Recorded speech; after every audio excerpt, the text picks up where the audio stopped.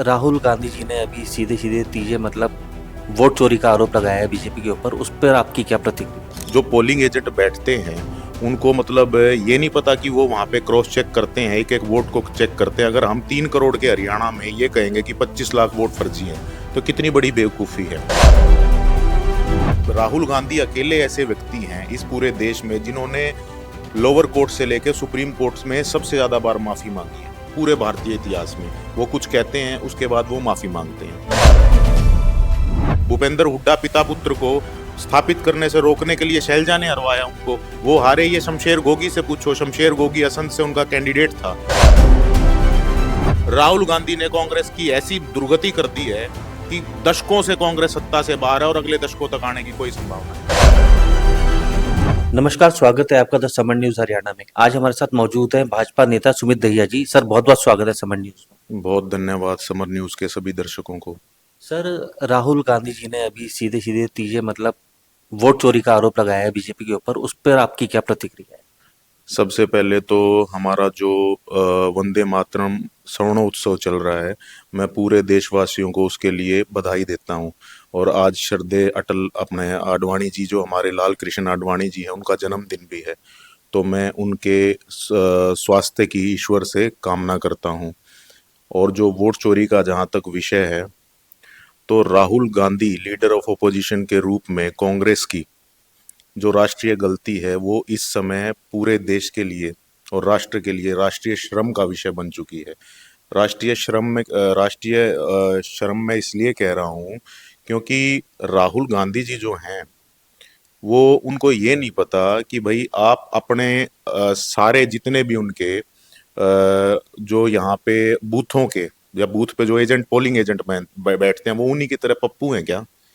जो polling agent बैठते हैं उनको ये नहीं पता कि वो वहां पे क्रॉस चेक करते हैं, एक एक वोट को चेक करते हैं। अगर हम 3 करोड़ के हरियाणा में ये कहेंगे कि 25 लाख वोट फर्जी हैं तो कितनी बड़ी बेवकूफ़ी है।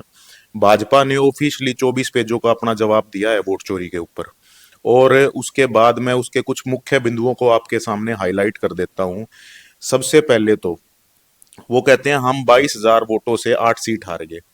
भाजपा 12,500 वोटों से खुद 7 सीट बैठे हुए हैं पंचकुला में। ये सीट हम 1980 वोटों से हारे हैं केवल। ठीक है, तो वोट चोरी का जो विषय है, राहुल गांधी अकेले ऐसे व्यक्ति हैं इस पूरे देश में जिन्होंने लोअर कोर्ट से लेकर सुप्रीम कोर्ट में सबसे ज्यादा बार माफी मांगी है पूरे भारतीय इतिहास में। वो कुछ कहते हैं, उसके बाद वो माफी मांगते हैं। उसके बाद आप ये देखिए कि मैं लोकसभा चुनाव की बात करता हूं। लोकसभा चुनाव 2024 में हम केवल 33,000 वोटों से 32 सीटें हार गए, वरना हम पूर्ण बहुमत पे आते। अगर हमने, लेकिन आपने ये नहीं देखा होगा, भाजपा ने कभी इस चीज को हाईलाइट नहीं किया, भाजपा ने कभी इस चीज को नहीं उठाया। हम 33,000 वोटों से, मुकुल जी, पूरे भारत में अगर हमें हर लोकसभा में 50-50 वोट भी, 100-100 वोट भी ज्यादा मिलते तो हम पूर्ण बहुमत के साथ उसमें आते। हम 33,000 वोटों से 32 सीटें लोकसभा में हारे।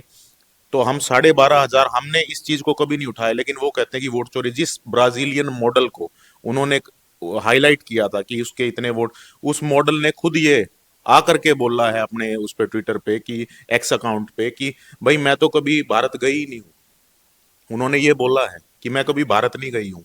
आप राहुल गांधी से ये पूछें कि हरियाणा में कितने बूथ हैं, मैं दावे से कहता हूँ बता नहीं सकते। हरियाणा में कितने गांव हैं, वो बता नहीं सकते। हरियाणा में कितनी पंचायत है, वो बता नहीं सकते।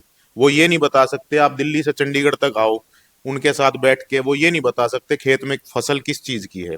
वो कूद जाते हैं खेत में फोटो खिंचवाने के लिए, मछुआरों के बीच में कूद जाते हैं फोटो खिंचवाने के लिए, लेकिन बता नहीं सकते आपको। वो हारे, वो कुमारी शैलजा से पूछो। भूपेंद्र हुड्डा पिता पुत्र को स्थापित करने से रोकने के लिए शैलजा ने हरवाया उनको, वो हारे। ये शमशेर गोगी से पूछो, शमशेर गोगी असंध से उनका कैंडिडेट था। उसने ये कहा है कि भाई पहले मैं अपना भरूंगा, फिर मैं भरूंगा अपने रिश्तेदारों का, फिर मैं वो सारे लोग जो मेरे साथ लगे हुए हैं उनका भरूंगा। तो शमशेर गोगी से पूछो तुम क्यों हारे? तुम लीडर ऑफ ओपोजिशन हरियाणा विधानसभा में पिछले 1 साल से नहीं बना पाए। अब जाके उन्होंने लीडर ऑफ ओपोजिशन 1 साल बाद बनाया है। उनके जिला की सारी इकाइयां, मंडल की सारी इकाइयां, उनके जिला अध्यक्ष अब जाके 11 साल के बाद बने हैं।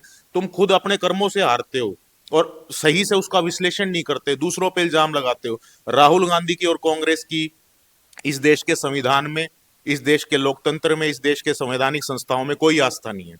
राहुल गांधी की ना इस देश की मतलब जुडिशरी में, ना इस देश की पुलिस में, ना इस देश के चुनाव आयोग में, ना इस देश की सीबीआई में, इस देश की जितनी भी संवैधानिक संस्थाएं हैं उसमें कांग्रेस और राहुल गांधी की कोई आस्था नहीं है।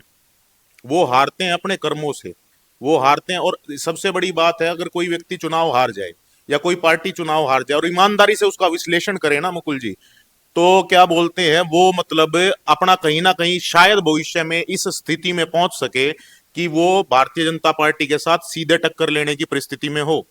लेकिन अब तो आप देखिए, कांग्रेस को कहीं समाजवादी पार्टी अपने कंधों पे ढो रही है, कहीं आरजेडी ढो रही है, कहीं डीएमके ढो रही है, तो वो दूसरों के कंधों पे ढोई जाने वाली पार्टी, 100 से 150 साल पुरानी पार्टी की ऐसी दुर्दशा राहुल गांधी ने कर दी है कि वो जितने भी स्टेट हैं, कहीं 6 दशक से बाहर है सत्ता से। मैं बिहार से आया हूं अभी, तो वहां 5-6 दशकों से कांग्रेस सत्ता से बाहर है। कहीं 1.5 दशक से, हम यहाँ बैठे हैं 1.5 दशक से सत्ता से बाहर है। उत्तर प्रदेश में 1.5 दशक से बाहर है। गुजरात में 3 दशक से बाहर है। राहुल गांधी ने कांग्रेस की ऐसी दुर्गति कर दी है कि दशकों से कांग्रेस सत्ता से बाहर है और अगले दशकों तक आने की कोई संभावना नहीं है। अभी आप जैसे बिहार इलेक्शन में होकर आए हो, वहाँ पर आपने सब कुछ देखा ही है, तो आपका क्या रुझान है वहाँ? बिल्कुल स्पष्ट बहुमत से, पूर्ण बहुमत से एनडीए की सरकार बन रही है। 14 तारीख को नतीजे आएंगे, 14 तारीख को शाम तक या दोपहर तक ये क्लियर हो जाएगा कि स्पष्ट बहुमत से सरकार बन रही है। और दूसरी बात ये है कि जो एनडीए है ना वहां पे, देखिए, एक है जंगल राज का युवराज और एक है कांग्रेस का युवराज। एक बाप की महत्वाकांक्षा के ऊपर चल रहा है और एक माँ की महत्वाकांक्षा के ऊपर चल रहा है, और दोनों की लॉन्चिंग जो है ना वो ठीक से हो नहीं पाई है और आगे भी नहीं हो पाएगी। मैं बिल्कुल आंकड़ों की बात ना करके मैं आपको कुछ स्पष्ट बात, बहुत सीधी बात जो दर्शक बिल्कुल आसानी से समझ सकेंगे। वहां कहते हैं भूरा बाल साफ करो। 90 के दशक में लालू यादव ने नारा दिया भूरा बाल साफ करो। भूरा बाल यानी ब्राह्मणों को साफ करो, ठाकुरों को साफ करो, गुजरों को साफ करो, राजपूतों को साफ करो, सवर्णों को साफ करो, क्षत्रियों को साफ करो। यानी जो अगड़ा समाज है उसको साफ कर दो, अगड़े पिछड़ों को लड़वा दो आपस में, और पिछड़ों के साथ मिलके और यादव मुसलमान MY समीकरण के साथ सरकार बनाओ। और उसके बाद शहाबुद्दीन को इतनी पावर दो कि वो जो है ना लड़कों तेजाब में नहला दे। ठीक है, इतनी पावर दो कि उनपे भ्रष्टाचार है ना खूब करें। वो मतलब ज्वेलरी शॉप लूटे अपनी, मतलब जो है ना अपनी बेटी की शादी में, वो वहां पे जो है ना होटलों को लूटे, कारों के शोरूम को लूटे, बुरा बाल साफ करके इतनी पावर दो उनको। लेकिन अब वो हिसाब किताब उनका है नहीं। बिहार बहुत आगे बढ़ चुका है। मैं वहां से आया हूं, वहां एक बात बड़ी फेमस है। लालू यादव से किसी ने 90 के दशक में कहा, जी सड़क तो बनवा दो यहाँ पे। बोले सड़क बनेगा तो पुलिस आएगा, सड़क क्यों बनवाना है? अरे भाई, सड़क बनेगा, सड़क से डॉक्टर भी आएगा, सड़क से शिक्षा भी आएगी, सड़क से स्वास्थ्य भी आएगा, सड़क से रोजगार भी आएगा, सड़क से विकास भी आएगा। सड़क से जब शादी होगी ना लड़की की, तो लड़की की बारात भी उसी सड़क से आएगी और वही सड़क पटना जाएगी।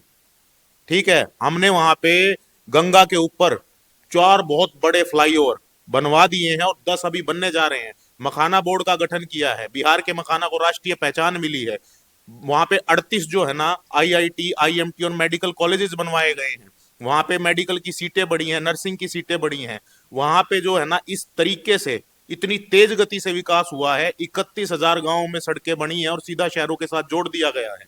लालू यादव का राज पूरा जंगल राज था और ये राम राज है। मैं ये कहना चाहता हूं कि आने वाले समय में मैं एक आपके द समर न्यूज के माध्यम से आह्वान करना चाहता हूं यादव समाज से कि आप जो है ना, आप देशभक्त हैं, गो भक्त हैं। इस देश की सेना में आपकी उपस्थिति बहुत बड़े मात्रा पे है। आने वाला अभी दूसरे चरण का मतदान बिहार में बाकी है। मैं यादव समाज से आह्वान करता हूं कि किसी की महत्वाकांक्षा की बलि मत चढ़िए। आपका जो निष्ठा है, आपका जो प्रेम है, वो अपने देश से होना चाहिए। गाय चराने वालों की गाय खाने वालों के साथ दोस्ती नहीं हो सकती। गाय चराने वाले आप गोभक्त हैं, वो आपका पूरा प्राचीन इतिहास रहा है।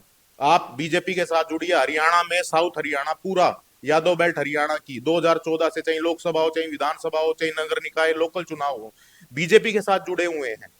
2014 भी, 2019 भी और 2024 भी पूरा यादव समाज हरियाणा में बीजेपी के साथ कंधे से कंधा मिला के खड़ा है। हम वहां से सारी सीटें जीत करके आते हैं। तो मैं यादव समाज से हाथ जोड़ के आह्वान करता हूं कि बीजेपी आपका नेचुरल अलायंस है, बीजेपी के साथ जुड़िए। गाय चराने वाले आप लोग हैं और गाय खाने वालों से बचिए, और यादव समाज पूरा बीजेपी के साथ जुड़े। ये मैं आपके चैनल से आह्वान करता हूं।